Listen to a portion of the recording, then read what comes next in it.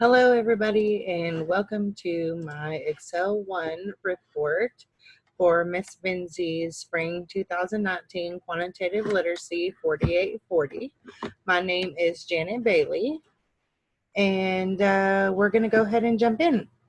So the first study that we looked at was the universe speed and the Earth's rotation, and you can see all of the different numbers here that we calculated, how fast the Earth is orbiting based on miles per hour. And then we converted all of our information into a pie chart. One of the things I found interesting about Module 1 was that uh, if I were to stand on the equator, I would be moving at 1,037 miles per hour, which is the same speed as the Earth's rotation. The other thing that we looked at was the size of things. So the example that I took was the redwood tree, which is an average of 100 meters tall. And the reason I took the redwood tree is because when I was little, my grandpa used to take us to the redwood forest in California, and I remember always trying to put my arm around the tree and could never get to the other side. So that's why I use this module. uh, in the grand scheme of thing, a redwood tree is actually really small, but when you're little, it just looks so big. There was some that you could drive your car through, and so it was really interesting. And when you look at weight and height, I had a math teacher tell me, always ask compared to what. So is a redwood tree really tall? Well, compared to what? Well, compared to a spider or a little kid, it's really, really tall. But compared to the Titanic or the Eiffel Tower, when you're a kid, it's big. But compared to the Titanic or the Eiffel Tower, it's actually a pretty small object. So that was cool to compare the different things and click around on the website and see the different comparisons. The second module that we looked at was the unemployment rate of US presidents, as well as misleading graphs and information. So you can see this first bar chart here shows that it looks like Clinton's unemployment rate is really high compared to the Bush years. But if you change the number on the axis to be more spread apart, then you can actually see that really the unemployment rate is very similar to either one. And if you look over here, we also looked at some bowling scores. So over here, you can see that it looks like Emily is a superior rock star bowler. But really, when you, again, change the number on the axis to be more similar to the range in which you're calculating, you can see that Emily is about as average of a bowler as Diana and Hilda. So, I mean, it's a difference of like 7 points. So, I'm not a good bowler. I'm only a good bowler when the gutter balls come out. Moving on here. So, in this graph, this is some more misconstrued funding information. It looks like we're looking at arena funding, and in this graph, which is a misconstrued one, it looks like the city is responsible for half of the funding compared to these other people. But really, when you break the numbers down, close the range, you can actually see that the city is responsible for 65% of the contribution.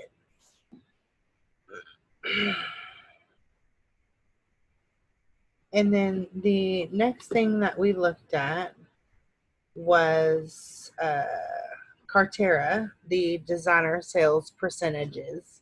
And over here, if I had to look just off the bat, it kind of looks like Cartera runs about a third of the designer sales percentages. But when we came over here and we changed things around and moved them to be more appropriate and evenly spaced, you can see that Cartera only really owns about 4% of the designer sales percentages.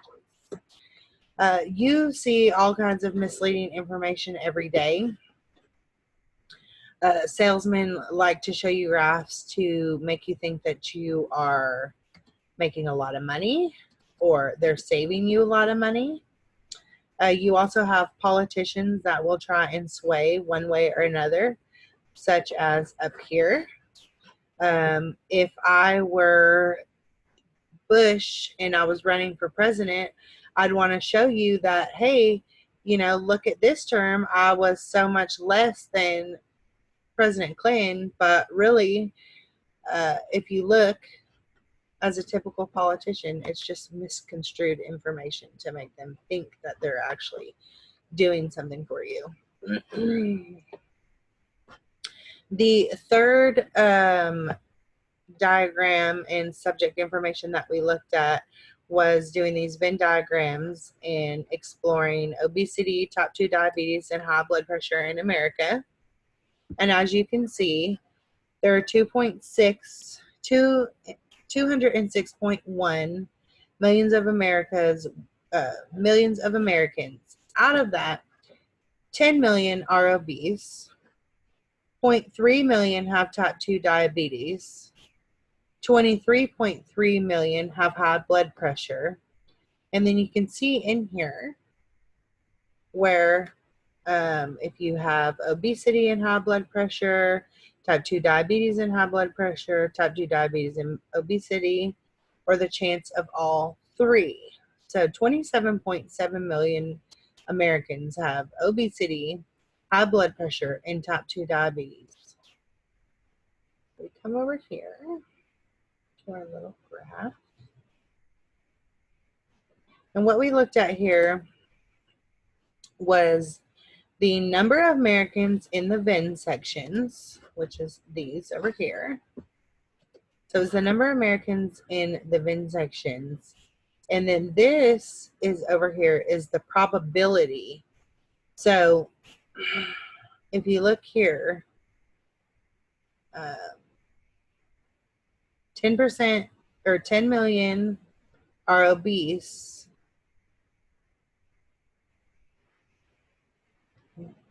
Scratch that.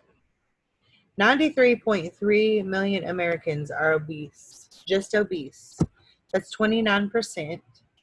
And as you continue to go down, 34.3 million have type 2 diabetes, 106.7 million have high blood pressure, 30.8 million have type 2 diabetes or obesity, 30.8 million have type 2 diabetes or high blood pressure, 80.2 million have obesity or high blood pressure, and type 2, 27.7 million have all three, type 2 diabetes, obesity, and high blood pressure. And what we looked at here was the probability. So this is kind of a better example down here. So the probability for somebody to be obese and have high blood pressure is 16.1%. The probability of them to have obesity and type 2 diabetes is 9%, as well as type 2 diabetes and high blood pressure is 9%. 8.5% of everybody that is in this category will have all three: obesity, type 2 diabetes, and high blood pressure.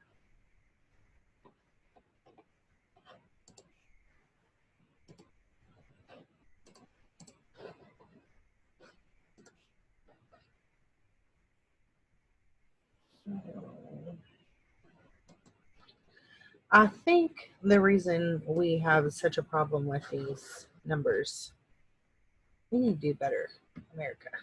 We need, I mean, seriously. I think the problem is convenience. Number one is glorified. So it's so much easier to conveniently swing in and grab something to eat. Um, the other thing is regionally. If you go to a bigger city, you're offered more healthier, more affordable health food options, sustainable, organic, better for you, low fat. Um, I call them green thumb cities, but they kind of promote healthy eating. So your Seattle, your California, your Oregon, um, those places, they scream healthy living, and I think because it is so popular there that they kind of set the trend for the city. So you have more people, not necessarily dieting, but being more conscious of what they put in their bodies, as well as exercising, than you do someone in the South, where most everything that is, I guess, heavily advertised is mama's home cooking, fried chicken, McDonald's. There's McDonald's on every corner. And us Southerners, don't forget about that $460 large McDonald's calorie sweet tea that you're going to drink. And I'm guilty of it too. Um, I think if Southern states modeled more after some of these more green thumb states, that the uh, obesity rate would come down. And secondly, education to our kids and showing them what's clean eating and what's better for us would also do that. We also don't exercise our kids like they did, when I was a kid, even, and I'm not that old. Physical activity is coming down and technology is going up. So the first model that, or the second model that we looked, or excuse me, the fourth scenario that we looked at was the height of Army recruits and the height of random mall walkers. And you can see that this is a very cohesive graph. There's not a whole lot of fluctuation. But in this graph, it's kind of all over the place. The trend line has kind of a more of a slope on it than um, the height of the Army recruits. And if you look at the information, the range over here is 14, with your average height being 72.3 inches. But if you look over here, the range of 43, the average of 58.8 inches.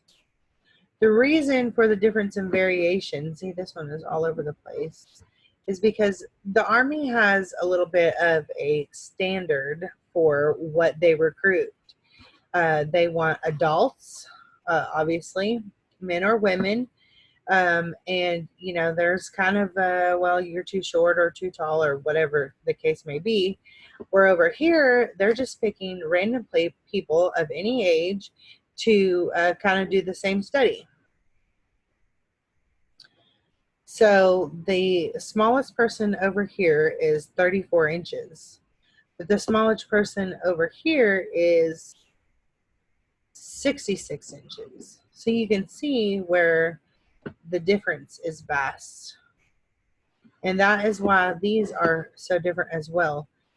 The whisker plot on this is kind of long and skinny, where this is more narrow and fat. And it's because the information plugged in, hardly any variation here, quite a large difference in variation here. Module number 5 is a sleep pattern of 2017 Duke University scholars. 217 were test subjects. And you can see over here that of the 217 scholars, they got 6.7 hours of sleep. And when you look at the bell-shaped graph, the peak is about the hours. So you can kind of see where they peak their time. I'm about a 7.5 hour sleeper on a good night. So that's good. So then coming down here, you're looking at families at income levels. This graph is all over the place because there isn't really a cohesive step in income. So one person might make 10 cents more than the other, another person might make 18 cents more, $1.50 more. So it's really hard to get a cohesive climb. As you can see, the average American income is 49,445, and this tail at the end is the top 5% of the population.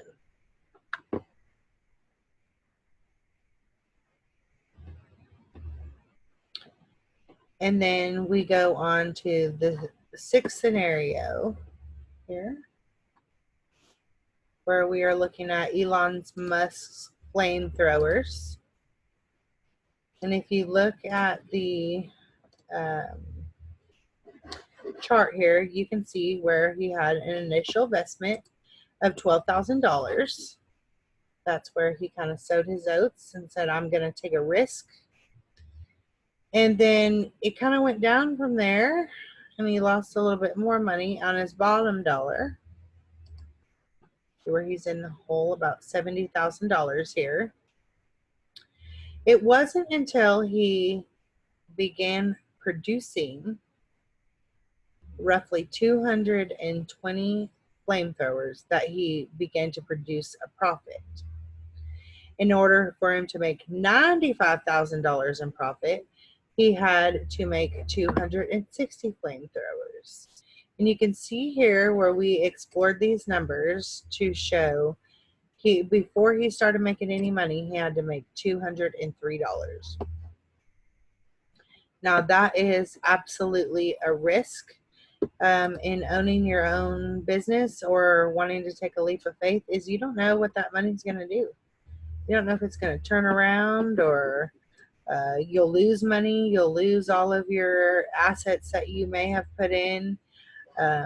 So it's kind of a scary thing. So this is my Excel report. I'm kind of taking you guys around and showing the formulas on some of the stuff that I use, as you can see over here.